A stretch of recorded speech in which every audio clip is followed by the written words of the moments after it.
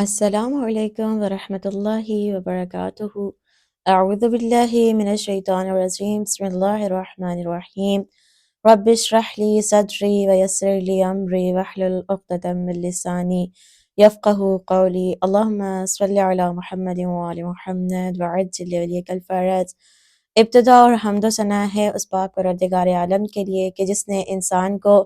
صاحب عقل بنا کر صاحب بصیرت و بصارت اور صاحب سماعت فرمایا۔ پروگرام خلاصہ قرآن میں ہم آپ کو خوش آمدید کہتے ہیں۔ آج کا جو ہمارا موضوع ہے وہ ہے 12ویں پارے کا خلاصہ۔ 12ویں پارے کے دو حصے بیان کیے گئے ہیں، جن میں سے پہلا حصہ ہے سورہ ہود کا، جس میں یعنی کہ سورہ ہود مکمل بیان کی گئی ہے، لیکن سورہ ہود کی ابتدائی جو 5 آیات ہیں وہ ہے 11ویں پارے کے آخری حصے میں بیان کی گئی ہیں۔ اس کا دوسرا حصہ ہے سورہ یوسف کا کچھ حصہ، یعنی کہ اس میں سورہ یوسف کچھ حصہ بیان کی گئی ہے، مکمل بیان نہیں کی گئی۔ اب ہم آتے ہیں پہلے سورہ ہود کی طرف۔ سورہ ہود کا جو حصہ 12ویں پارے میں بیان کیا گیا ہے، اس سے پہلے ہم اس کی طرف نظر کرتے چلیں جو 5 آیات سورہ ہود کی 11ویں پارے میں بیان کی گئی ہیں۔ اس کے آیت نمبر 3 میں اللہ پاک نے صاحب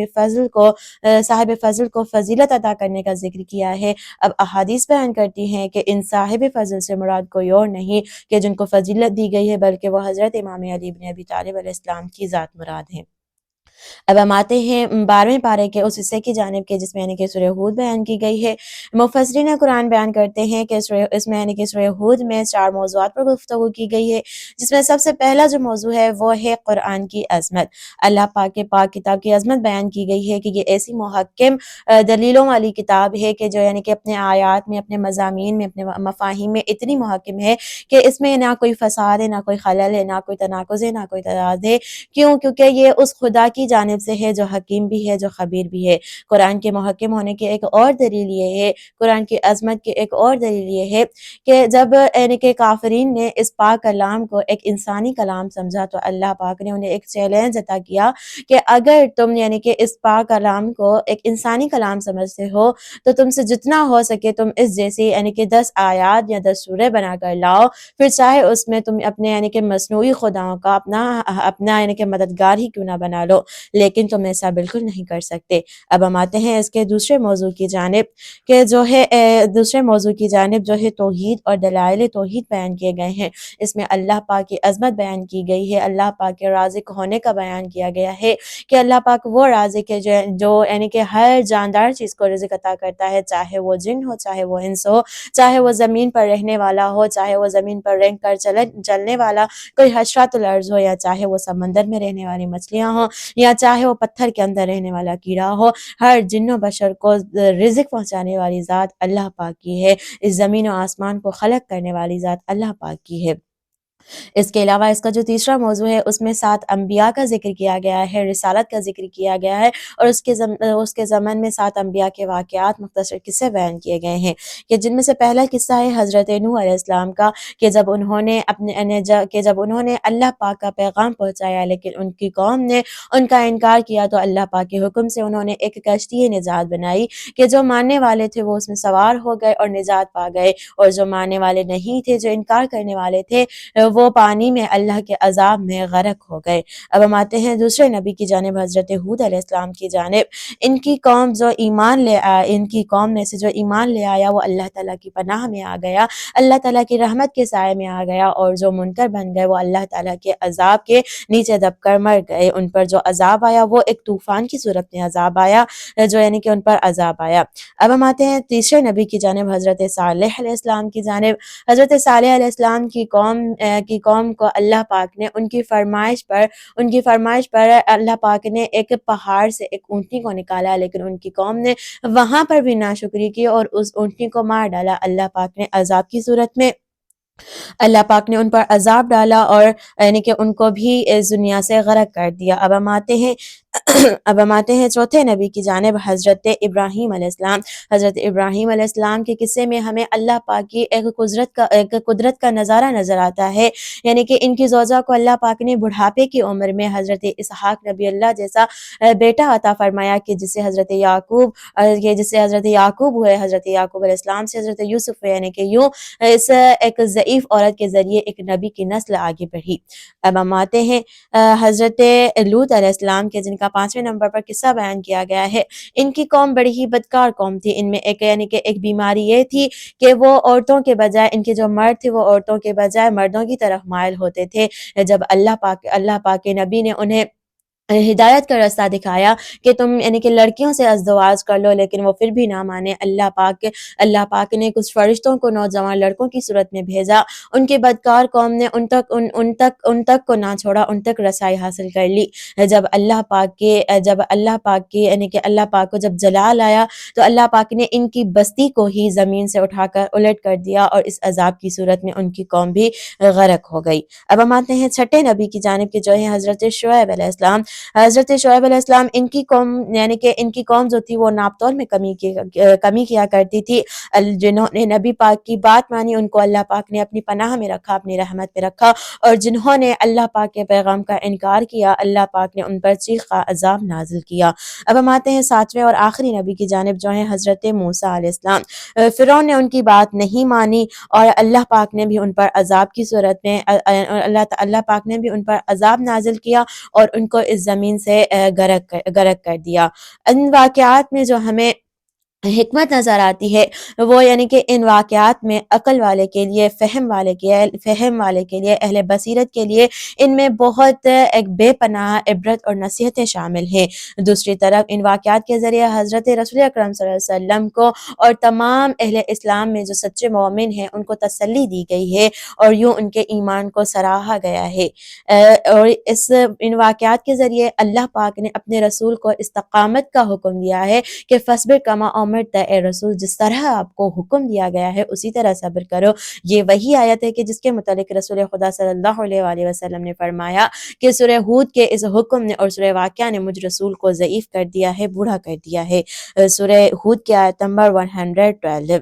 اب ہم آتے ہیں اس کے چوتھے اور آخری موضوع کی جانب کے جو ہے قیامت کا تذکرہ۔ روز قیامت انسانوں کے دو گروہ ہوں گے، ایک ہوگا بدبختوں کا گروہ، دوسرا ہوگا نیک بختوں کا گروہ۔ اب بدبختوں میں بھی دو گروہ ہوں گے، ایک وہ گروہ ہوگا جس کا جہنم کا عذاب ابدی ہوگا، یعنی کہ وہ کفار ہیں جو ہمیشہ ہمیشہ کے لیے جہنم میں رہیں گے۔ دوسرا وہ گروہ ہوگا جو یعنی کہ جہنم میں تو رہے گا لیکن تب تک اللہ چاہے گا۔ اور دوسرا جو گروہ ہے وہ ہے نیک بختوں کا۔ یہ وہ گروہ ہے جو یعنی کہ ہر لمحہ اور ہمیشہ کے لیے جنت میں بے پناہ اللہ پاک کی بے پناہ نعمتوں کو حاصل کرتے رہیں گے، ہم فیہا خالدون کا مصداق ہوں گے۔ اس سورہ کے مزید اور بھی نکات ہیں کہ جن میں اہل بیت علیہ السلام کی فضیلت وارد ہوئی ہے، ان کا ذکر کرنا بھی ضروری سمجھا جاتا ہے۔ پہلی ہے آیت نمبر 12 کہ جس میں یعنی کہ پیغام پہنچانے میں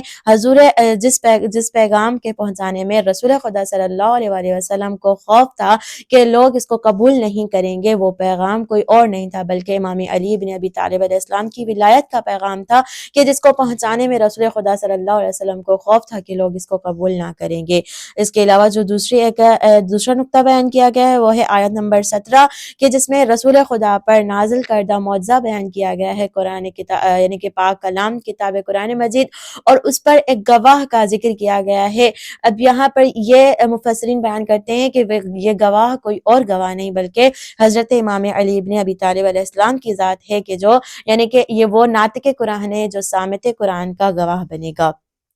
دوسری ہے آیت نمبر 31 کہ جس میں یعنی کہ انبیاء کے لیے مستقل طور پر علم غیب کی نفی کی گئی ہے۔ اس سے پہلے پاروں میں بھی عرض کر چکے ہیں کہ انبیاء علم غیب کے حامل تو ہیں لیکن مستقل طور پر نہیں بلکہ عارضی طور پر، کہ جن کا ذکر سورہ جن کی آیت نمبر 26 اور 27 میں بھی کیا گیا ہے۔ اب ہم آتے ہیں اس کی یعنی کہ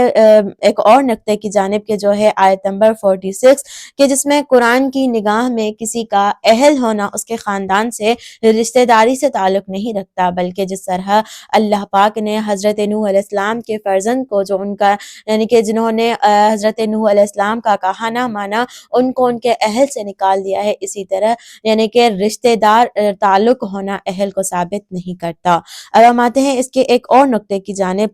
جو ہے اسی سورہ کی آیت نمبر 113 ظالموں پر نہ ہی اعتماد کرو اور نہ ہی ان کے سہارے کو مضبوط سمجھو، یعنی کہ ظالموں پر نہ اعتماد کیا جائے اور نہ ہی ان کا کوئی سہارا اپنایا جائے۔ اب ہم آتے ہیں اس کے دوسرے حصے کی جانب کہ جو ہے سورہ یوسف کا حصہ، اس میں حضرت یوسف علیہ السلام کا قصہ بیان کیا گیا ہے جو کہ عام طور پر ہر انسان کے گوش گزار ہوا ہے۔ اب ہم آتے ہیں اس سورہ کے ان نکات کی جانب جو اس سورہ سے ہمیں حاصل ہوتے ہیں۔ وہ پہلا نکتہ یہ ہے کہ مصیبت اور سختی کے بعد راحت اور آرام ہے، جیسے اللہ پاک ایک اور اسی قرآن پاک کی ایک اور آیت میں ارشاد فرما رہا ہے کہ فَإِنَّ مَعَ الْعُسْرِ يُسْرًا، یعنی کہ پریشانی اور مشکلات کے بعد آسانی ہے۔ دوسرا جو نکتہ ہے اس واقعے کا سورہ یوسف میں جو حضرت نبی یوسف کا واقعہ بیان کیا گیا ہے وہ ہے کہ حسد خوفناک بیماری ہے، اچھے اخلاق ہر جگہ کام آتے ہیں، پاک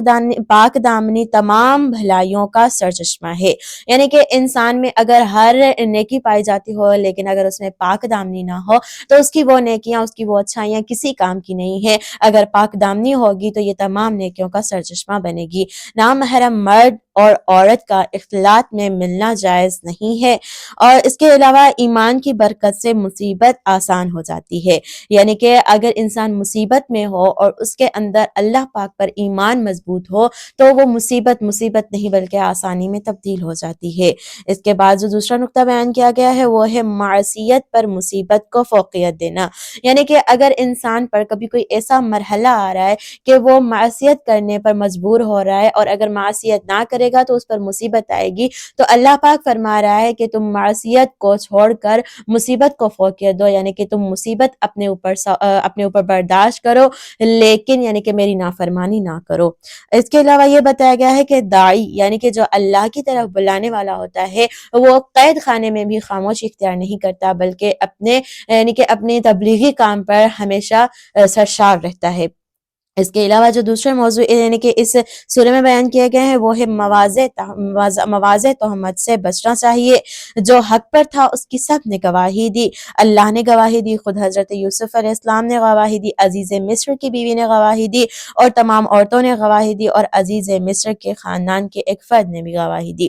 آخر میں ہم اللہ پاک سے یہی دعا کرتے ہیں کہ اللہ پاک اپنے اس پاک کلام کو ہمیں سمجھنے کی توفیق عطا فرمائے اور اس کی تمام تعلیمات پر ہمیں عمل کرنے کی توفیق عطا فرمائے۔ آخر میں حق تعالیٰ سے یہی دعا ہے کہ اللہ پاک ہمارے آخری نجات دہندہ امام زمانہ کا جلد از جلد ظہور فرمائے، ہمیں ان کے اعوان و انصار میں شمار فرمائے۔ ربنا تقبل منا انک انت السمیع الدعاء، اللہم صل علی محمد وآل محمد وعجل ولیک الفرج، والسلام التماس دعا۔